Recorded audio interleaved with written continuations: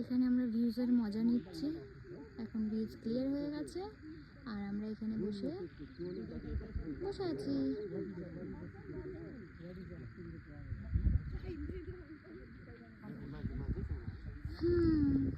क्या हुआ बेटा? কি লাগছে?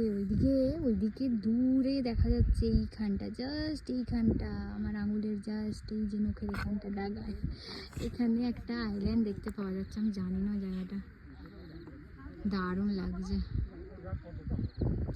মেঘ উঠছে। আচ্ছা ওই পয়েন্টটার কি, দাঁড়াও না, এই পয়েন্টটার কি নাম ছিল জানো?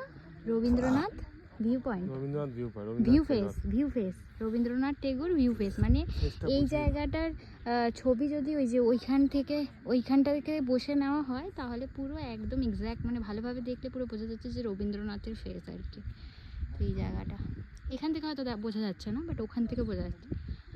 আমরা তুলেও দেখেছি ওইটা। ওদিক থেকে আবার কালো কালো মেঘ দেখা যাচ্ছে। আজকে সারাদিন ভালো বৃষ্টি হয়েছে। এখন হ্যাঁ কি করে, মানে নিজেরাও কি করে বার করলো? হ্যাঁ কেউ সারা এরকম হা করে বসেছিল, তো খেতে কাজ নেই তো, এরকম বসেছিলাম। এই সালাটা রবীন্দ্রনাথ পছন্দ করে। হ্যাঁ সিরিয়াসলি। আমরা যখন কাউকে শিব ঠাকুরের ফেস খুঁজছিলাম, শিব ঠাকুরের ফেস খুঁজছিলাম আমরা ওই যে ওই পাহাড়টা যে। গুড ইভিনিং, ঘুম থেকে উঠে গেছি। এই যে চা শেষ, চা খেয়ে নিয়েছি। এবারে হচ্ছে আমাদেরকে পকোড়া দেবে, পকোড়া খাবো। তারপর মোমো টোমো নিয়ে আসা হয়েছে, এখানে থাক। অন্ধকার হয়ে যাবে।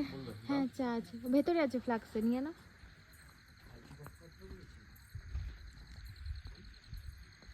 ব্যাস আজকে লাস্ট, কালকে থাকবো এই সময় ট্রেনে।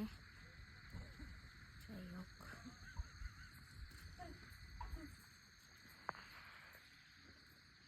আর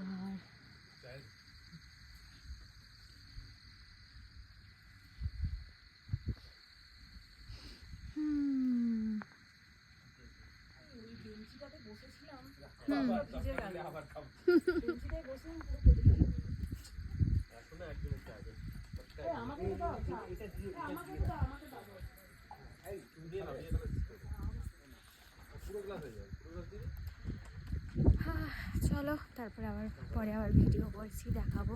তো এরকমই, এখন আর আজকে কোথাও যাওয়ার নেই। ওইদিকে ভিউ পয়েন্ট দেখে তো ঘুরে চলেই এলাম। হাওয়াও দিচ্ছে, ভালো লাগছে। পুরো অন্ধকারও হয়ে যাবে ওইখানে।